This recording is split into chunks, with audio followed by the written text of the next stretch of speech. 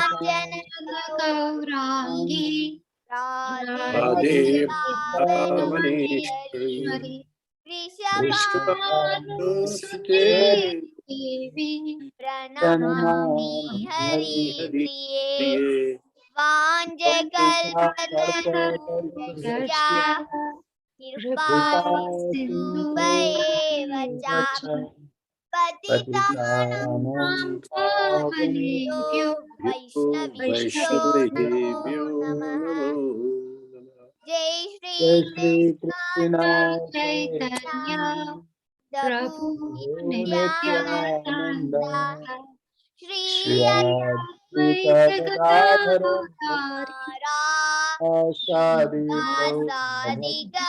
गौरभक्तवृंदा Hare Krishna Hare Krishna Krishna Hare Hare Hare Ram Hare Ram Ram Ram Hare Hare Hare Krishna.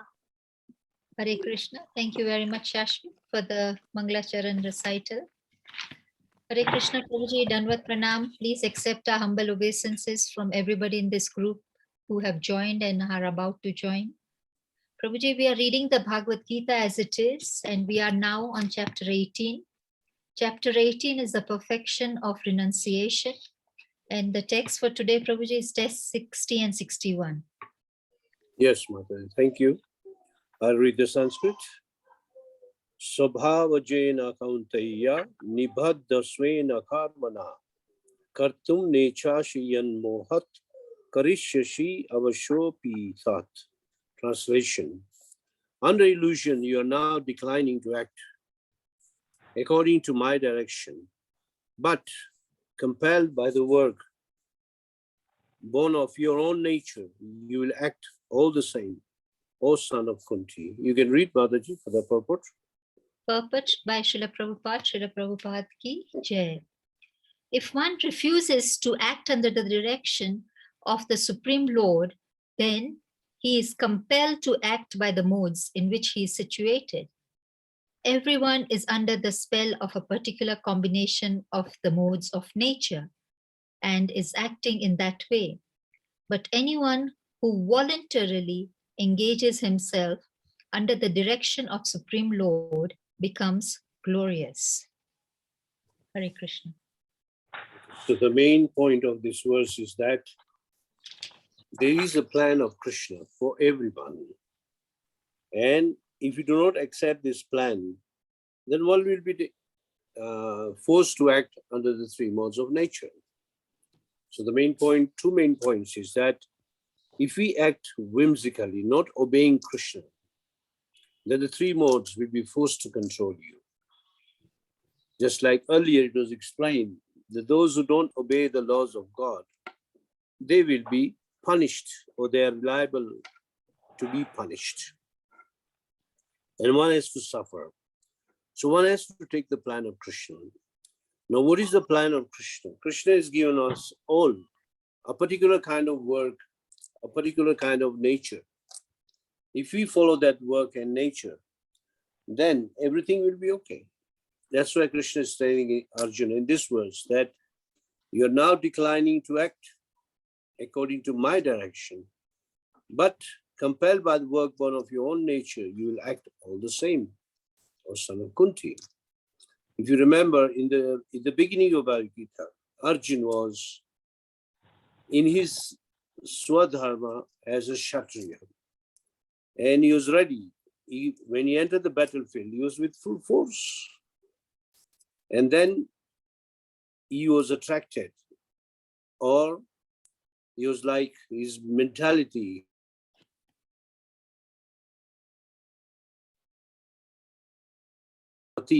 was taken away by, he saw the soldiers.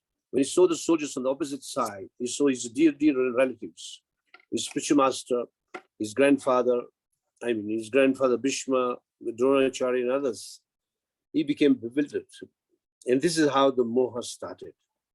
And if you remember, there's a verse which Krishna told, behold the army of the Kurus. In other words, Krishna knew that he's going to be illusion. Now, towards the end of Bhagavad Gita, we are almost coming towards the end of Bhagavad Gita. Krishna is seeing that now his mentality is becoming normal. So that's why in this verse he says, by work born of your own nature, you lacked all the same. We all have a particular nature under the three modes. Krishna explains in the 7th chapter, Srila Prabhupada explains in the 7th chapter, that those who act in the mode of goodness are Brahmanas, those who act in the mode of passion are Kshatriyas, those who act in the mixed modes of passion and ignorance are called Vaishyas, and the mode of ignorance, those who act in the mode of ignorance are called the Sudras. So these are natural divisions in any human society. So you'll find that everyone has a particular nature, and one will be happy to act in that nature. And if you go against your nature, you yourself will not feel happy. And that's why Krishna is advising that main thing is that we should see Krishna behind everything that is occurring. Whatever happens in your daily life, there is always Krishna behind it. And those who are devotees, they can understand. That's why Srila Prabhupada says that even everything goes wrong, or even everything goes right, or it seems normal, remember, Krishna is behind all this. Never forget this. This is known as understanding the plan of Krishna, or understanding the supreme direction of Krishna. That is the main purport of this. That is the meaning of this small purport. Two things. Either you work under the direction of Krishna, or you'll be forced to act under the three modes of nature. Anybody has any questions on this? Otherwise, we'll proceed to 61. Hare Prabhuji, Krishna. can I ask a question, please? Sorry, I couldn't raise my hand.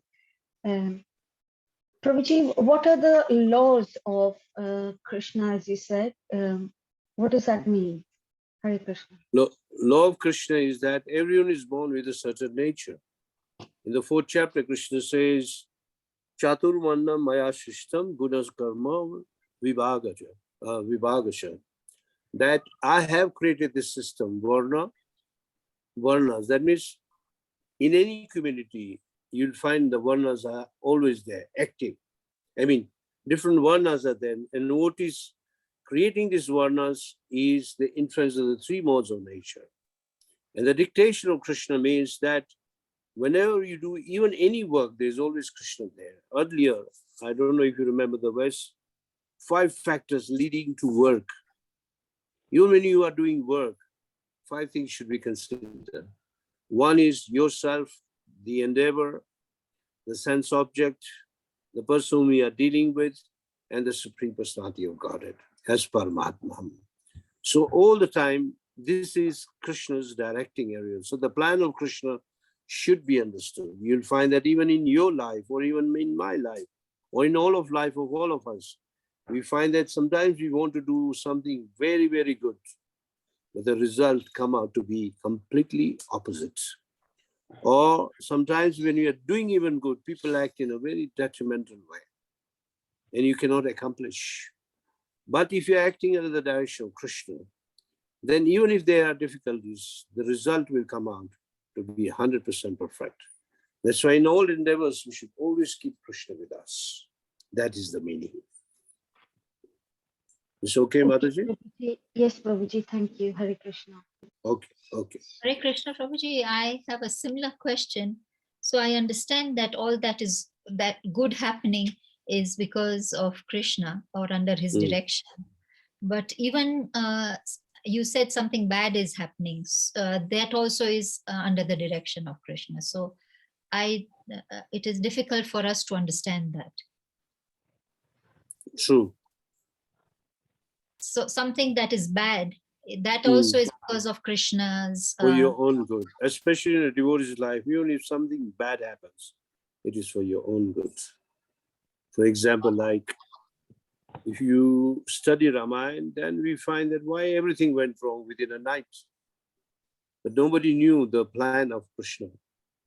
That if that did not happen, Ramchandra would have never gone to forest. He would have never killed all those demons, and ultimately would have never destroyed Ravan.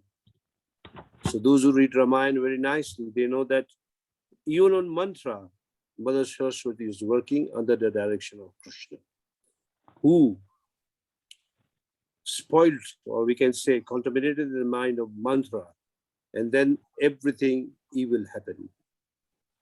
And so when we see these things, we think, oh, everything went bad because of mantra. But even because behind mantra, there is Saraswati. And Saraswati is also working under the direction of Krishna.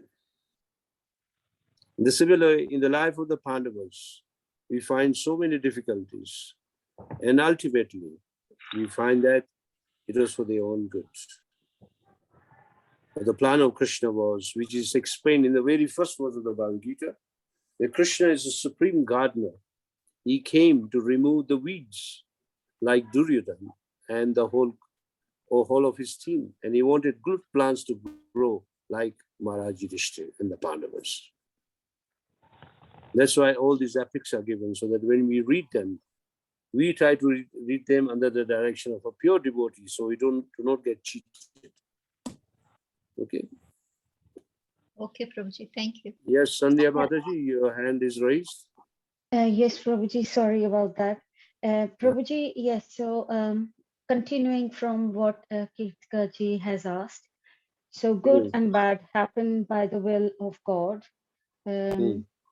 But when good happens, it is easier to tolerate. But when bad happens, it can be very intensely bad.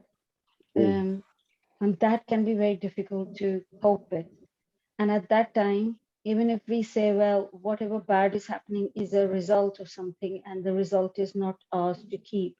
But still, despite that, we have to go through that. In that time, what can we say to us to help us cope, even though we may know the actual fact? Okay, now let's make one thing very clear. If you are engaged in devotional service, then even if something bad is happening or something negative is going on around, that means there's something which Krishna wants you to get fitted into. Means he wants you to adjust in that situation. And if you are not in a devotional service, then the first understanding should be you are suffering the laws of karma or of your previous karma. But in a devotee's life, since bhakti yoga is not under the law of karma, is beyond the law of karma. So whatever is happening due to the direction of Krishna. That should be kept in your mind. So even if something bad is happening, it actually is increasing your attachment towards Krishna, remembrance of Krishna goes more, and our chanting becomes more, unless you don't have strong faith. If your faith is strong, then you can easily go through all these things, even through the worst things of your life, and come out, I can say in a simple English language, unscratched. Nothing will happen to you. Is it okay, Mataji? Yes, Prabhuji, thank you very much. Okay. Thank you. Hare Krishna. Okay, 61 is a very important verse, very, very important verse. So I'll read the Sanskrit.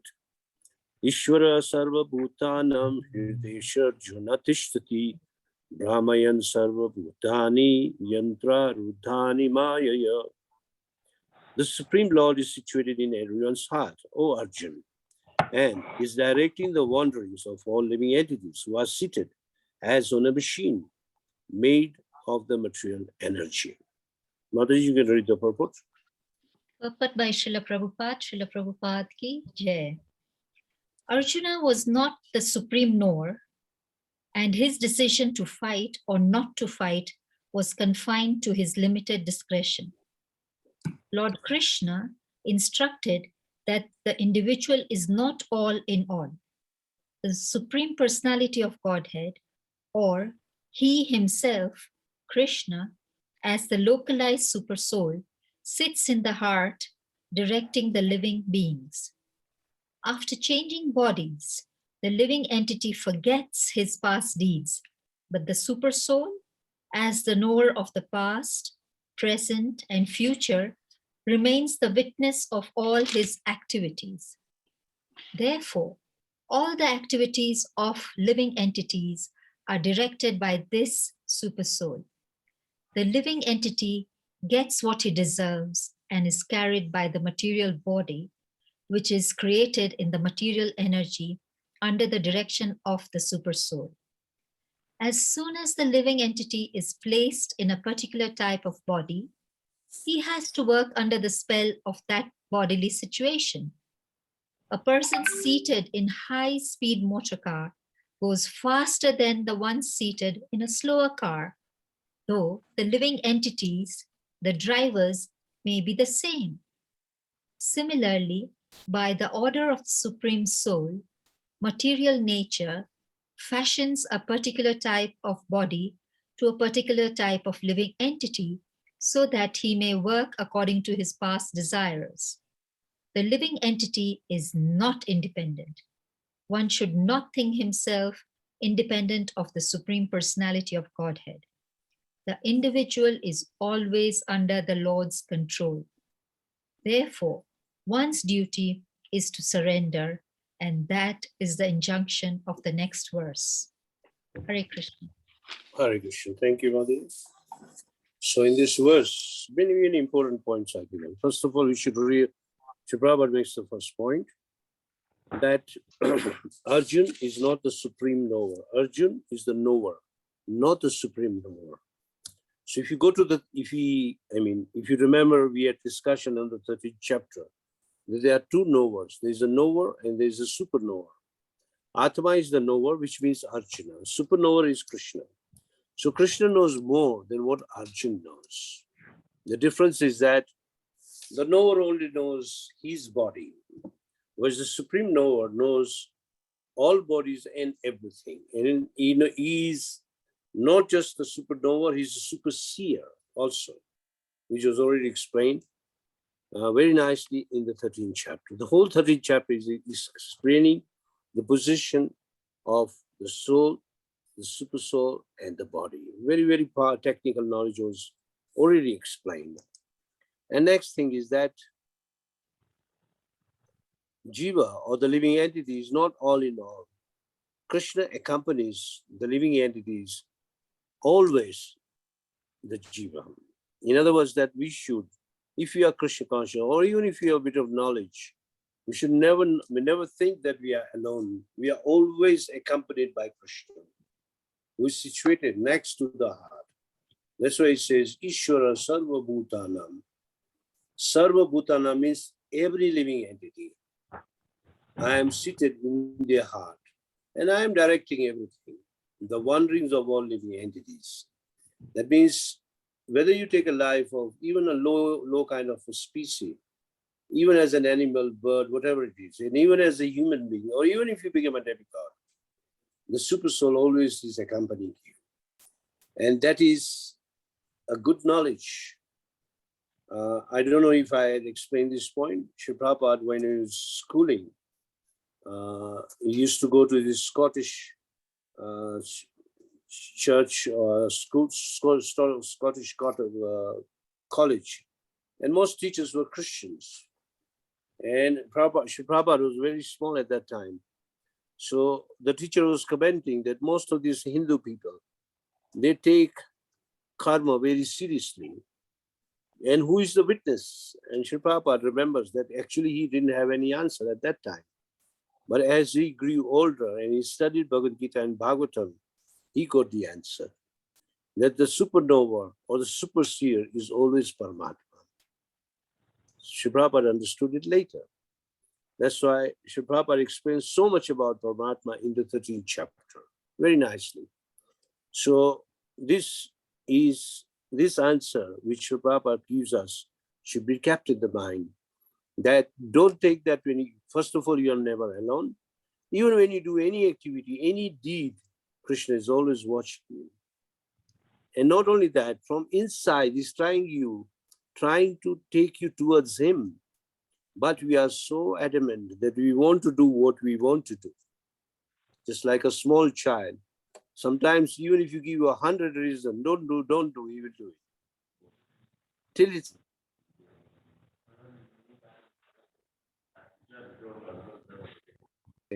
back, then he may stop. Another example, that when he was just a few years old, he recalls an incident that there was a fan in his room, the electric fan for giving air.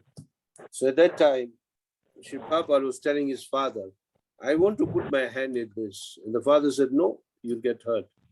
He said, no, I want many, many times. And then his father knew that he wants to put his hand. So what did he do? He said, okay, come put. So before he could put his hand, he switched it off. So fan was very slow. Even at slow speed, it hurt his hand so much. He said, for the rest of the life, I never put my hand in the fan. A very good example to learn that when the thing actually hurts you, you never fool around. Just like fire. The parents will tell the child, don't go close, don't put your hands or legs or whatever. Don't just go close to it. Nobody will listen. But the day they get a little burned, then they will never touch fire. That is the meaning. So in this way, Krishna is directing the wanderings of all living entities. He says, upon receiving the new body, it means from the past life, already Paramatma is all the record. But when you take a new body, he makes you forget all those events and he gives you a new memory. That's why in the 15th chapter of the 15th verse, can someone read that verse? 15, which is very similar. सर्वस्य चाहं हृदि सन्निविष्टो मत्तस्मृतिज्ञानमापोहनं च वेदेश्च सर्वैरहमेव वेद्यं वेदान्तकृत् वेदविद्येव चाहम्. The English translation. Arya Govind Prabhu, English translation. Just a moment, Prabhu. Yeah.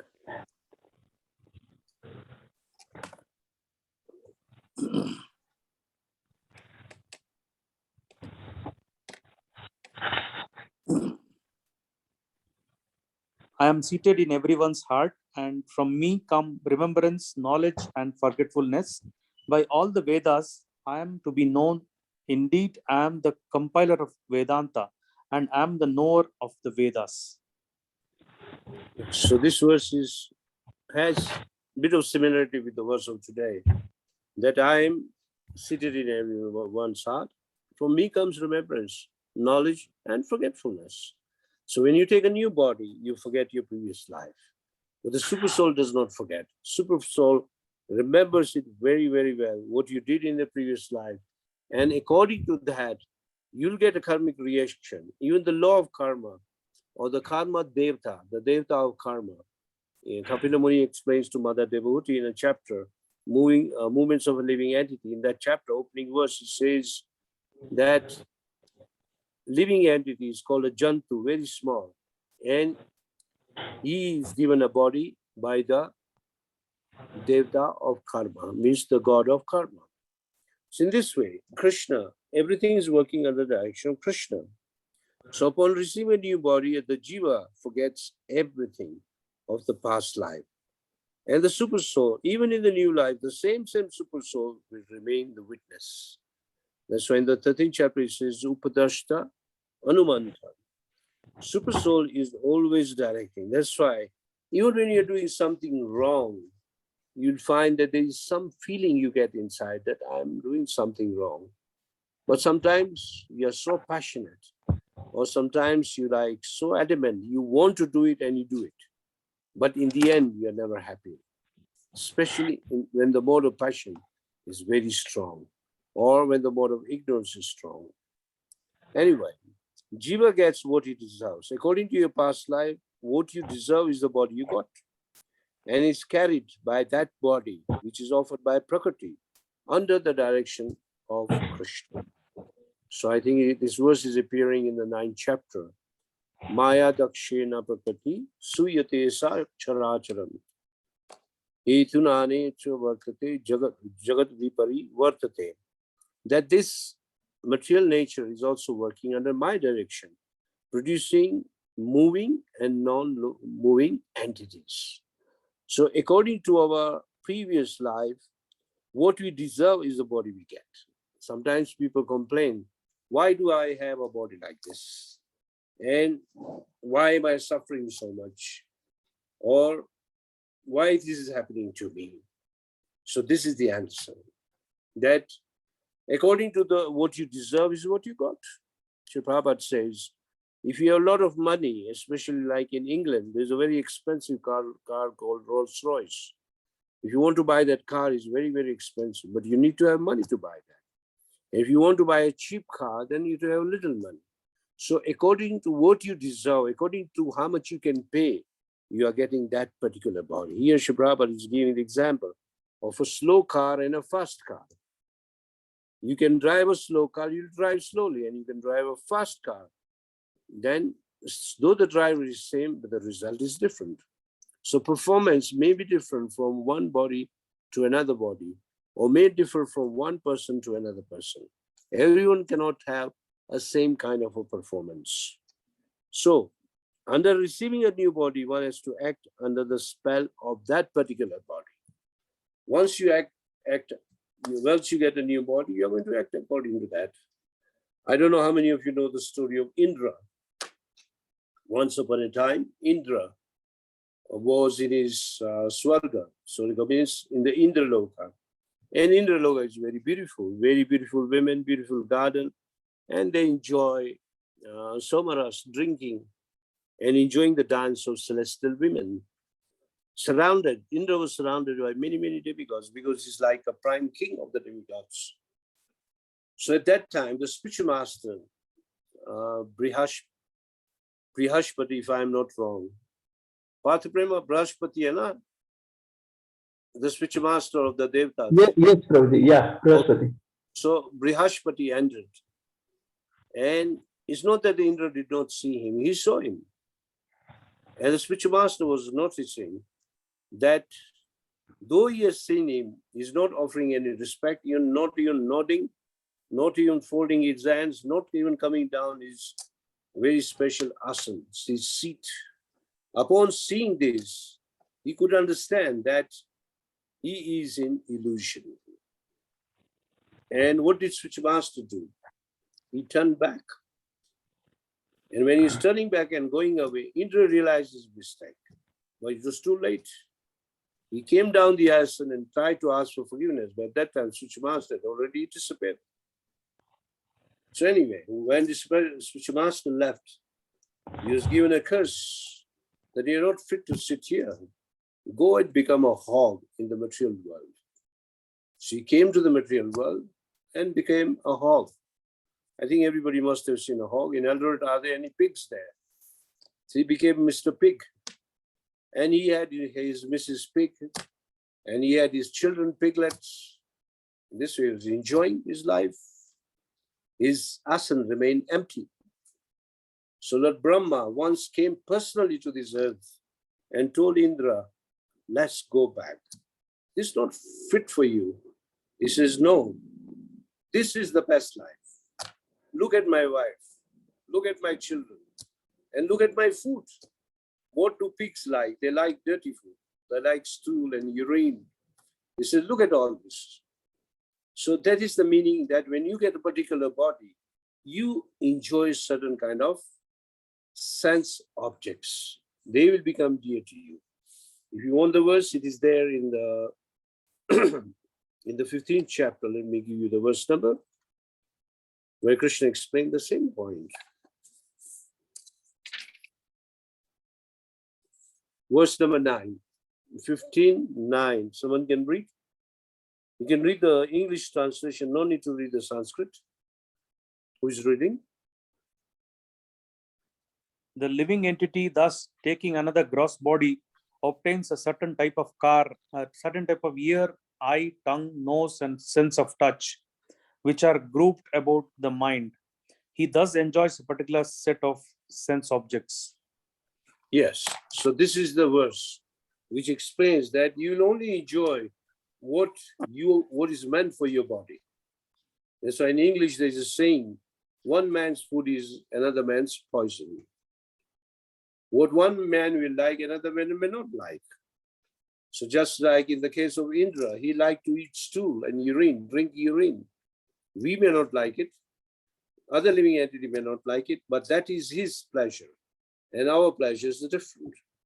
Just like devotees, they like to drink Chanamrit.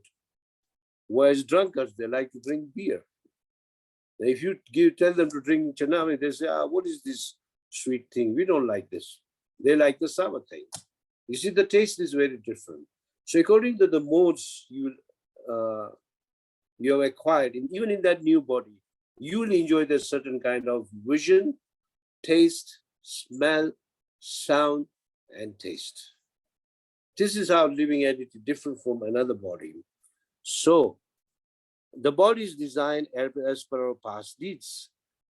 Our past deeds and desires, not just our karma, but even our ichha. Ichha means desires. And due to this ichha and past karma, we actually come to this material world not just to enjoy. Enjoyment is very little.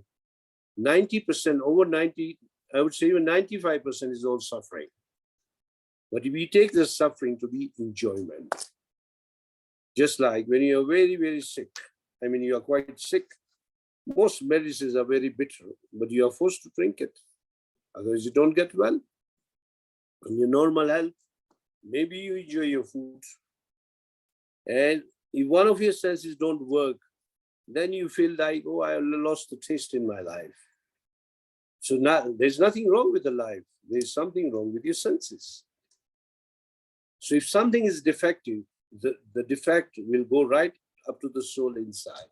And you'll feel, oh, I'm not enjoying. But if you really try to analyze all things by understanding these verses of Bhagavad Gita, you realize that it is due to your past deeds, due to your past desires, that you have to work in a certain way accordingly. Sometimes you may have to work like a slave. Sometimes you may get a good master, sometimes you may get a bad master, and you will suffer. There is a bit of time, I can give you one story. It's actually appearing in Quran, worth hearing, because it's teaching you forgiveness, tolerance. That there was this man called, I forget the name, his son was called, he's called Jacob. And of course in Quran, in the Urdu language, they call it Yaqub. Jacob had a son called Joseph. He had two wives, and one wife gave two sons, Joseph and Benjamin. And other wife gave 10 sons. But those 10 sons were like very demonic. These two sons were good. It's like very close to Mahabharata. Anyway, as they grew up, there was always an enmity between these two, because Joseph was very, very dear to his own father. And this Joseph, he had the ability that if he sees stars in the sky, he knew astrology very well, even at a very young age. And he could even predict things. So one day, out of jealousy, that they threw this Joseph in a well, and they took a cloth and colored it with, painted it with some animal blood, and took it to the father. He says, Joseph, we were all playing together, but he went to play in the forest and he's been eaten away by the beasts. And not telling the father that they had thrown him in the well. Next day, some caravan was passing, and when they were fetching water, they saw a young boy inside. So they removed him out. They took him to a city. And now this is the story of Egypt, many, many hundreds of years ago. And they sold him as a slave. And after selling him as a slave, the new master was very nice, but the wife was not good. So she was trying to fool around with Joseph and try to approach him in a bad way. And when Joseph refused, she cut herself with a knife and went to complain to the husband that this Joseph has done this. And the husband had to listen to the wife and was about to punish him severely. But the servant had seen everything. And the servant was very trustworthy. She went to tell the master that your wife is wrong. Joseph had no intention as such. At that time, he was saved. Now she made a whole plan. She arranged a party. And this time, similar incident happened. And this time he had to end up in a jail. Young boy, around maybe 20. And in the jail, he was also with other criminals.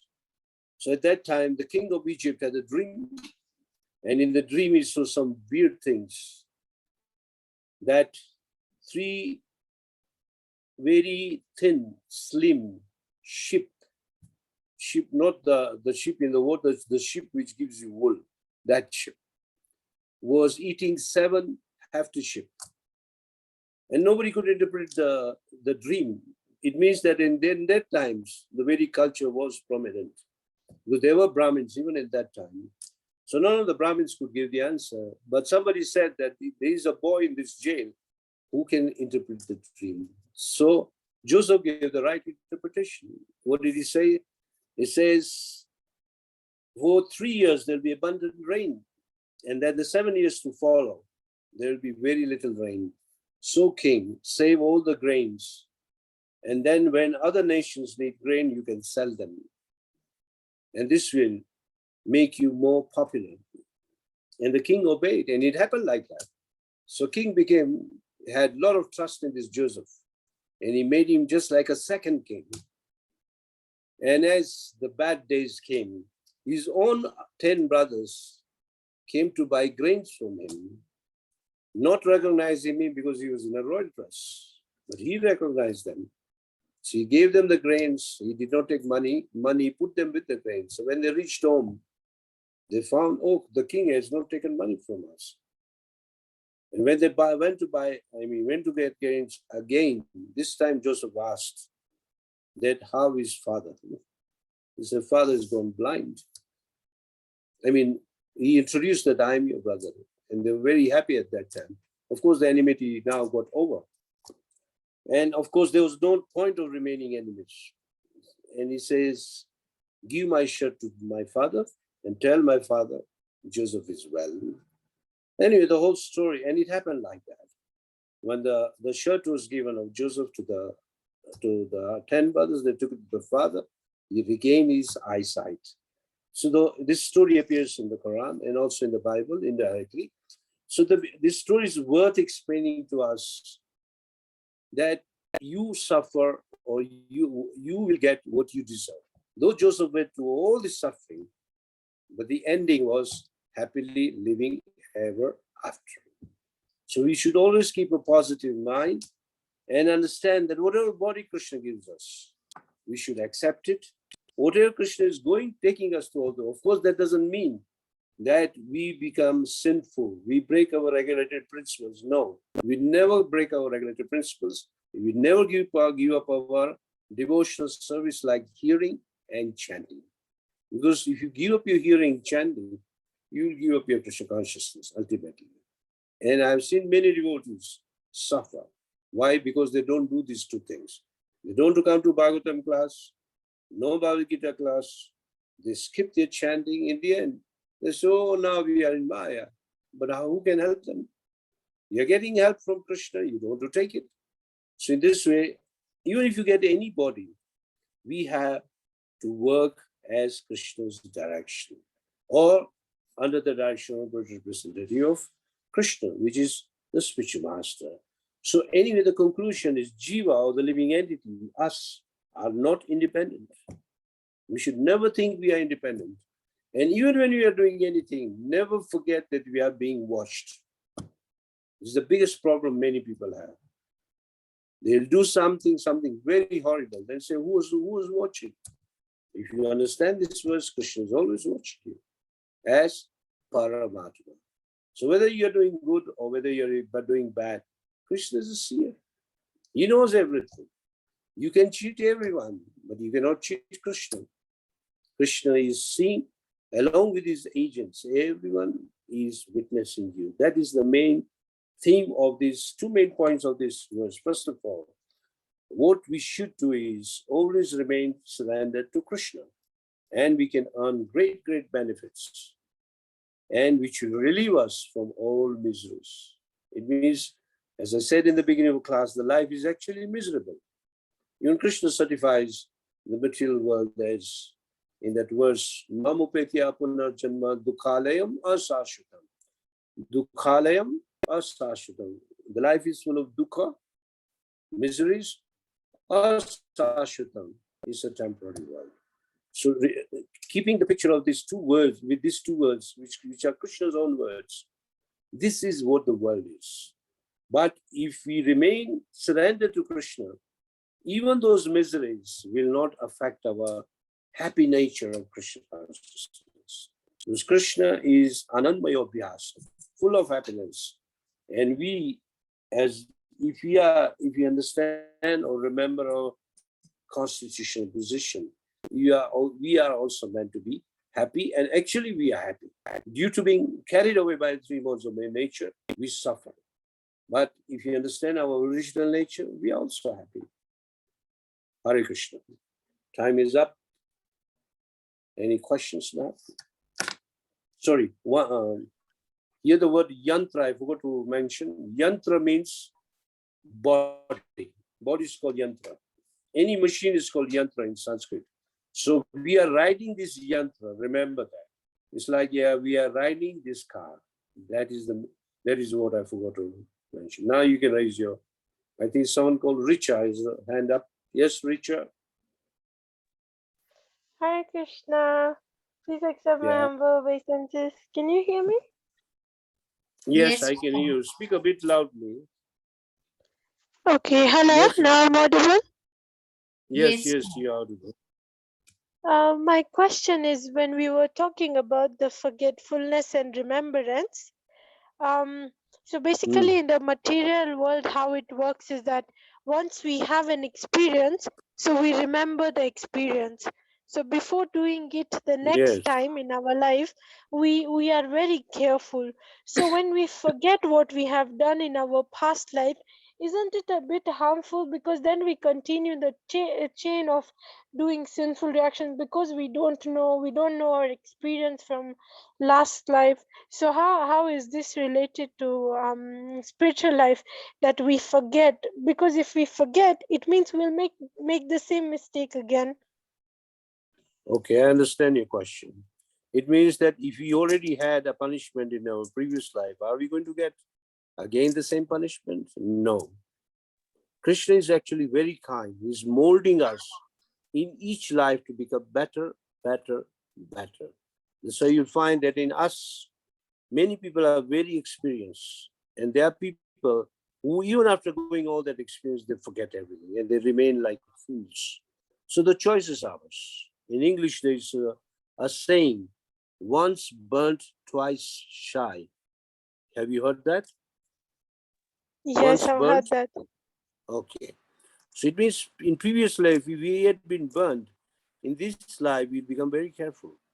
Just like King Bharat, in his body of a deer, he was very careful that this time I don't forget Krishna, so that when I die, I become a human being again. And Krishna made him a human being again, as Jad Bharat.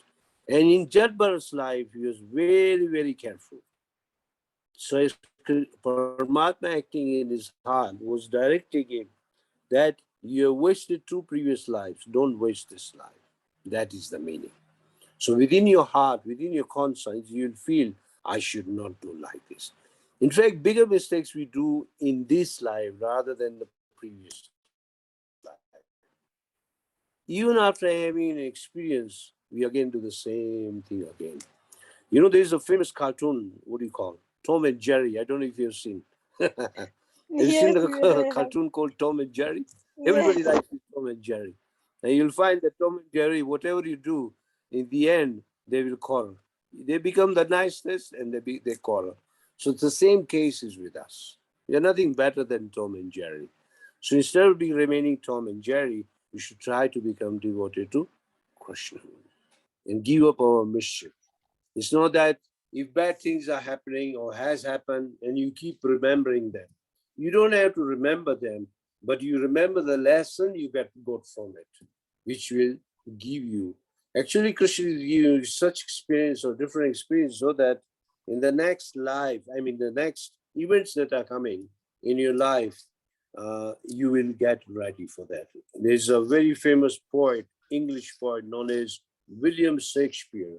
He says, the coming events cast their shadows. I don't know if you heard that. Very famous saying. It is true. Krishna gives you some signal. It means get ready for this. So if you're going through a hard life, remember that the next event which is coming is going to be more hard. So Krishna makes you strong. Is that okay, Richa?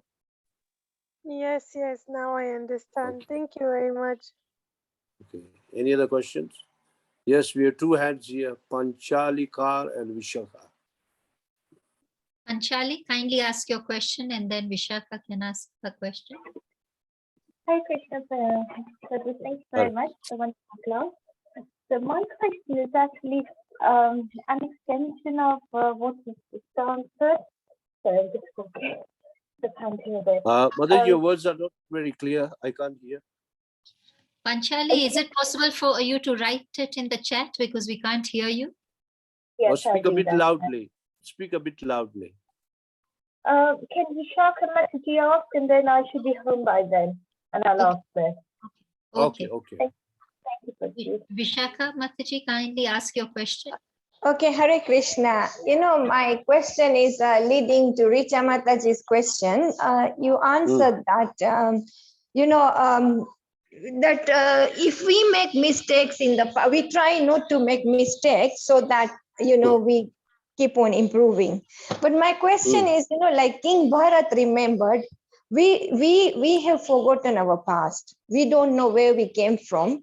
Yeah, luckily we are in this path, so at least we've got some realization of wrongs and right. But generally speaking, I'm talking about the world. Yeah? Not everybody is Krishna conscious. Now those souls who may have done something which they shouldn't be, again they are in this world doing the same thing. Yeah, and also I would say not them, it includes us as well sometimes. Now we don't, because we've forgotten, because we don't know where we belong. So how are we going to improve? This repeated, we'll keep on doing the same errors again and again and again. So how do we come out of it? Okay. Now, if you go to 13th chapter again, I think in verse 22, in the last paragraph, Sri Prabhupada explains that this suffering and coming and becoming again and again means if you want to stop the cycle of birth and death, you should hear about Krishna. This is the only way. So if you say even other people or even ourselves, if the suffering has to be reduced, the only way out is to hear about the Supreme Personality of God. In other words, everyone in this world should read Bhagavad Gita, minimum. This is my answer. The more Bhagavad Gitas are given, more people read Bhagavad Gita, the suffering will become less and less. Because Krishna is giving all the directions in a very neutral way to everyone, whether you are devotee or even a non-devotee, it does not matter. And actually, it's very difficult to judge who is devotee, who is not a devotee. But really speaking, if someone has heard about Krishna properly or the supremacy of Krishna, then this suffering will stop. Is it okay? Krishna. So, So does that mean that those people who are not reading Bhagavad Gita, their life has been wasted? yes, the true human life has been wasted.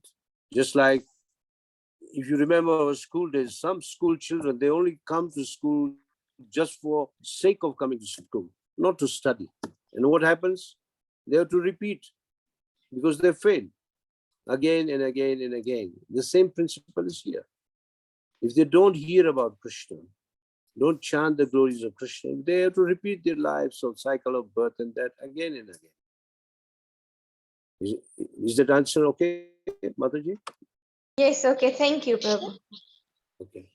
Prabhuji, I remember in one of the verses, I don't know which chapter, it was also mentioned that even if you are in the mode of goodness, but if you don't know Krishna, or if you don't know the Supreme Personality of Godhead, you will not reach Yes, your yes, destination. that is So, true. That's in the 13th chapter. Again, it's in the 13th chapter. Then even if you're in the mode of goodness, if you don't practice Krishna consciousness, you'll end up in heavens, but you can't go to Krishna. And once your punya is over, chine punya mrityaloka vishanti, you'll fall down again here. Very nicely explained in the 9th chapter also. and 7th chapter also. So even if you're in the mode of goodness, that is not enough. For example, that gives me another point, that some people think I'm just a good man, I'm not sinning. So what is wrong? Even if you are a good man, if you're not a sinful man, you're not giving pain to anyone, you're nice to everyone, you are Mr. Nice, but that cannot take you to Krishna. Without Krishna consciousness,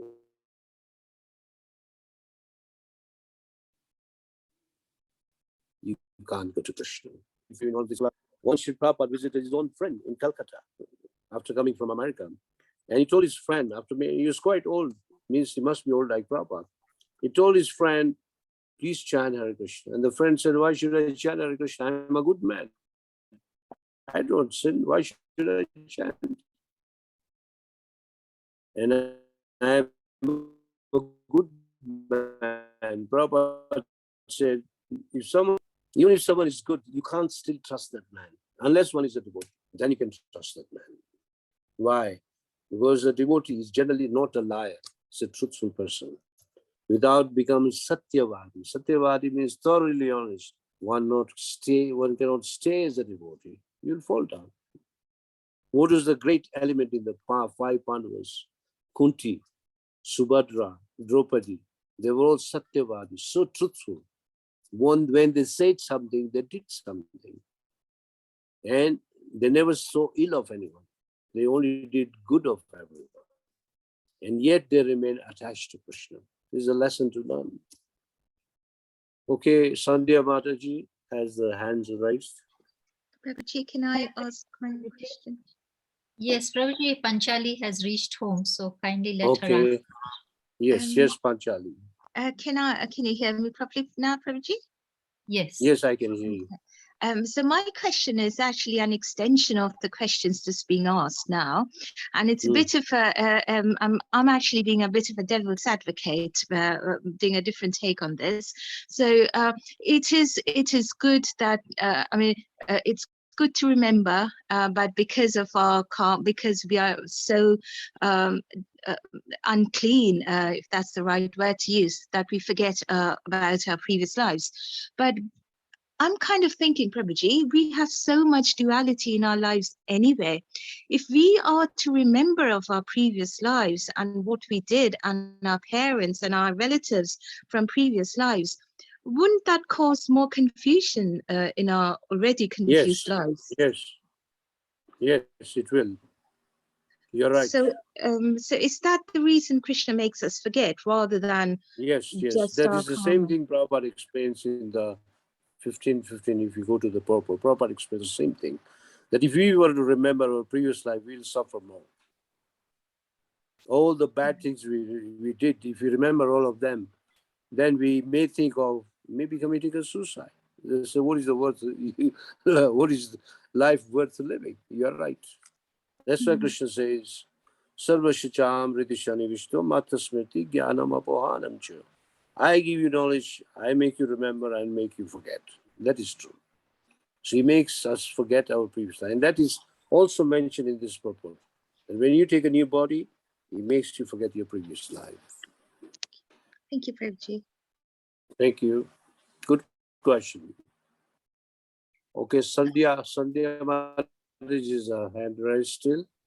Hare Krishna, Prabhuji. Oh, Prabhuji, Hare Krishna. Prabhuji, a super soul knows everything, even though we may yes. not know it and we don't remember past, etc. And you said sometimes the super soul kind of communicates with us, or we can hear the super soul say what is right. How can we be very sure this sound or this voice is coming from super soul and we are not kind of contemplating things? Yes, very good, very good question. Sometimes you may be speaking, your heart is speaking to you, not your super soul speaking to you. Now the super soul only speaks to you when you are fitted in your constitutional position and when you're very peaceful at your heart. At that time, the conscience will speak to you, not otherwise. And if I were to ask you, in how many situations are we in that kind of a situation? Very, very difficult. Only sometimes we are very much peaceful at our heart. when everything is serene, what do you call, tranquil, at that time, the super soul will tell you, don't do this or do this. In most cases, I would say 99% of our day simply is forgetfulness about the super soul. Is it okay, Mataji? Yes, Prabhuji. Thank you. So if you want to know super soul is speaking, you'll find the same thing written in the Shastras. What is super soul speaking is the Shastra speaking, and that is what the Guru is speaking, or a devotee is speaking. It will match. Okay. But when the mind is speaking, it's generally the mode of passion or ignorance. That's why it says that is the difference of mind speaking to you or the super soul speaking to you. So you don't just accept everything. Best is neglect the mind, listen to your conscience. And conscience of Krishna is here in the scripture. Bhagavad Gita, which is here in my hand, this is Krishna speaking to you. So you should hear what Krishna is saying and obey him. Okay, Prabhuji. Okay? Hare Krishna. Hare Krishna. Richa, did you still have a question? Yeah, I just wanted to confirm, is it true that when we talk about how, I think one of the Matajis asked the question that how do so many sinful people who don't exactly know, like we are grateful that we have found Krishna, but there are people outside who have not found. But isn't it also true that even by their glance on one of the devotees, they don't know that they are devotees, but just by them looking at them, they can somehow develop that piousness, enough piousness to come back to Krishna, maybe another life or another life. Somewhere maybe it will add up to their account that they have seen a devotee, or by mistake they have said hi to a devotee, or let's say something fell by the devotee, they picked it up and they offered it to him. So somehow they still get away without even reading exactly Bhagavad Gita, or doing something very pious, because what I was told when I started ISKCON was that touching Bhagavad Gita is not easy. You must have done something extremely pious in your life that you have got something like Bhagavad Gita in your hand. So is it true, or is it my misconception? It's very true. You answered your own question. It is true. Either you see the devotee or you heard Harinam. Because once Chaitanya Mahaprabhu was very worried and about everyone. And Haridas said, why you are worried so much? He said, only few people are taking up the holy name. What about the rest? And Haridas Thakur replied that when we do chanting loudly, even in the street, that sound is enough to deliver anyone who hears them or who hears it. That's why devotees go for Harinam. Very, very important. And even when you're chanting slightly louder, you are hearing, others are hearing. Of course, you don't disturb others, but the main thing is that the holy name is so powerful that it can deliver anyone, regardless of his previous situation. Okay, good thought, good understanding. Anjali? Anjali Kara. Hare Krishna Prabhu, I'm not sure if I can ask. It's 6 o'clock. Do I have time to ask a quick question? Yes, just a quick question. Yeah. So very quickly, sometimes we see many people can read our minds, especially exalted devotees or our gurus. Is that because the Paramatma is speaking to them, or Krishna directly speaking to them? So when we are near them, they can actually read our minds. How does that happen? Well, not everyone can read your minds. Really speaking, nobody can read what is in your mind. Only very, very pure souls, very pure devotees can do that. But even if they can read your mind, if they cannot preach Krishna consciousness to you, what is so great about it? Because but those if they are who devotees, is it because the Paramatma is telling them about us? yes, Paramatma, and even by, for example, like they say in English that the face is the index of the mind. So if you are like a very happy person with always a smile in your face, it means that at least you have some punya with you. And you'll find many people who may not have a happy face. It means they are suffering. So anyone who is an experienced person, especially socially, he can read your mind. But it's not a big thing. The Okay. big thing is that they can read your mind and know that you are not Krishna conscious or you are Krishna conscious. And if they can give you a little push, that is more important. Okay, Prabhuji. Okay, I understand that. Thank you. Okay. Hare Krishna. Okay. So if someone reads your mind, don't think it's like a magic or miracle. No. It's natural in some people. And it's not a big thing. Okay. Thank you, Prabhuji. Hare Okay. Krishna. Hare Krishna, Prabhuji. We've exhausted our time and our questions. I hand over to Path Prabhuji. Path Prabhuji, kindly take over. Yes. Hare Krishna, Prabhuji. Thank you very much for your nice and wonderful class. Also, thank you very much for giving the appropriate answer of the queries and questions. Nothing to say more about the Rukma Prabhu's class. I request all the devotees, please unmute yourself and chant Hare Krishna mantra for glorification of His Grace Rukma Prabhuji. Please join. Prabhuji, Hare Krishna.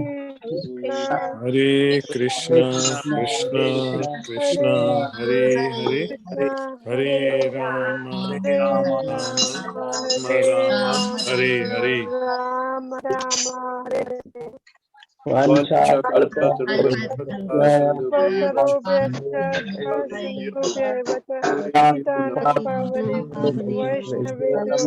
Yo Namo Namaha. Prabhupada ki jai, Bhagavad Gita ki jai. Jai. Thank you, Prabhuji. Yes.